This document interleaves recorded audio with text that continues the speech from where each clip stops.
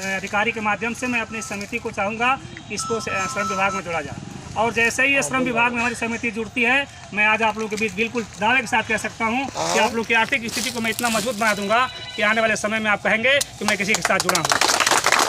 आज तक देखिए क्या कारण क्या है। आज तक कारण यही है कि हमारे पास कोई अधिकार नहीं है, और जैसे हम श्रम विभाग में इसको जोड़ लेंगे हमारे पास पावर हो जाएंगे, हमारे पास अधिकार हो जाएंगे। और जब हमारे पास अधिकार हो जाएंगे तो जो भी समस्याएं आ रही हैं, जहाँ भी कोई किसी के साइट काट रहा है, जैसे आज हड़ताल है तो कुछ लोग काम कर रहे हैं, आज मेरे पास अधिकार नहीं है, लेकिन मैं श्रम विभाग में इसका जैसे मैं इसको जोड़ दूंगा वो मेरे पास पावर होगा और किसी की मजाल नहीं होगी कि हड़ताल के समय कोई काम करके दिखा दे। यही कहने का मतलब है। सिस्टमेटिक तरीके से आज तक हम लोग सिस्टम से नहीं जुड़ पा रहे थे, आज हम सिस्टम तक जुड़ने जा रहे हैं। और जब हमारे पास पावर आएंगे तो आज जो लोग नहीं आए हैं ना, आने के लिए मजबूर हो जाएंगे दोस्तों। इसलिए जो लोग भी यहाँ पे आए हैं, आप लोगों का तहे दिल से शुक्रिया अदा करता हूँ, और मैं आपको पूर्ण विश्वास दिलाता हूँ कि ये समिति आपके कदम पर कदम मिलाकर चलेगी। और मैं बार बार कहता हूँ, मैं एक एज टीचर हूँ, तो मेरा एक उद्देश्य है, मैं जो भी संस्था चलती है तो मैं कहता हूँ कि पैसे के अभाव में किसी का चिराग बुझने न पाए। ये मेरी संस्था का उद्देश्य है जो कोचिंग चलती है। लेकिन मैं वही कह रहा हूँ कि पैसे के अभाव में हमारे ठेकेदार बंधुओं कोई काम रुकने नहीं पाएगा, ये मेरी गारंटी देता हूँ। कभी भी आपको पैसे की जरूरत पड़ेगी, इस संगठन को इतनी मजबूत बना दिया जाएगा आप लोगों के सहयोग से कि आपका पैसे के अभाव में कहीं कोई काम नहीं रुकेगा। ये मैं पूर्ण विश्वास दिलाता हूँ आप लोगों को। करना क्या है, बस आप लोगों को सपोर्ट देना है। आज मैं मऊ में हूँ, कल मैं लखनऊ रहूँगा, आने वाले समय में मुझे दिल्ली भी जाने की जरूरत पड़ेगी तो मैं दिल्ली जाऊँगा। बस सबसे आप लोगों का सहयोग चाहिए, और इसी उम्मीद के साथ कि आप लोग सहयोग देंगे और इस समिति को बहुत आगे लेकर जाएंगे। ये समिति जितनी आगे जाएगी उतने आप लोगों की आर्थिक मजबूत होगी। इसी के साथ हम चाहेंगे कि समय का ध्यान देते हुए हम लोग ज्ञापन के लिए चलें। जिंदाबाद जिंदाबाद, शेपिंग जन कल्याण समिति जिंदाबाद। आवाज दो, आवाज दो, ना पत्ता हिलता है।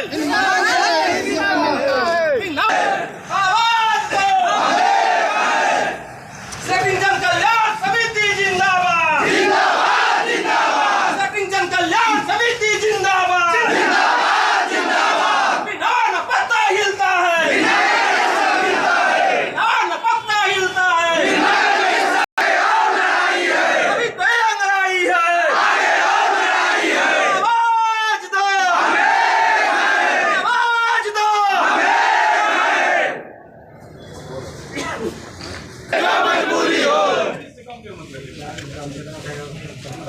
आगे और लड़ाई है, अभी तो ये लड़ाई है। आगे और लड़ाई है, अभी तो ये लड़ाई है। आगे और लड़ाई है।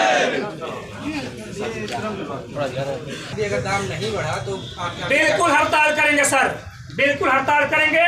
और हम प्रशासन, हम श्रम विभाग कल्याण मंत्री से भी हमने उसका परिश्रम लिया है। जिले में बहुत शीघ्र उनकी भी हम यहाँ पे उनका प्रोग्राम देने जा रहे हैं, और उनसे हम मांग करेंगे सर। देखिए हमारी मजबूरी क्या है कि अगर हम इतने रिस्क काम करते हैं, 2 मंजिले 3 मंजिले से हमारे मजदूर गिर के मर जाते हैं, कोई सहयोग नहीं मिलता है। आज हमारा 1400 लोगों का संगठन है, आज हम लोगों से चंदे एकत्र कर करके उनकी मदद करते हैं। तो हम चाहते हैं कि हमारे इस शेपिंग जन कल्याण समिति को श्रम विभाग में जोड़ा जाए, और जब श्रम विभाग में जोड़ा जाएगा तो सरकार से भी हमें जो सुविधा मुहैया मिलनी चाहिए लेंगे, ताकि सरकार भी हमारे बारे में सोचे।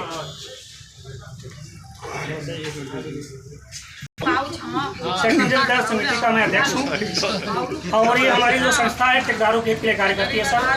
और ये हमारा जो कार्य क्षेत्र पूरे प्रदेश लेवल में कार्य करते हैं। आज हमारे मऊ जिले में लगभग 1400 लोगों का संगठन है जो कि पूरे रजिस्टर्ड है हमारे समिति से, और वो सिस्टम के तहत काम करते हैं। सर इसकी जरूरत पड़ती क्यों है हमें संगठन बनाने की? आज मजबूरी क्या है आपको मैं बताना चाहता हूँ। 2005 की घटना, एक साइट थी हम लोगों की, और उस साइट पर सरिया बांधने वाला मजदूर सरिया बांध रहा था। ऊपर हाई टेंशन तार था, उसने ध्यान नहीं दिया और वो व्यक्ति क्या हुआ, करंट लगा और व्यक्ति ऑन द स्पॉट मर गया। लेकिन हमारे सरकार की, हम चूंकि किसी सिस्टम से जुड़े नहीं हैं, कोई हमें सुविधा नहीं मिल पा रही है।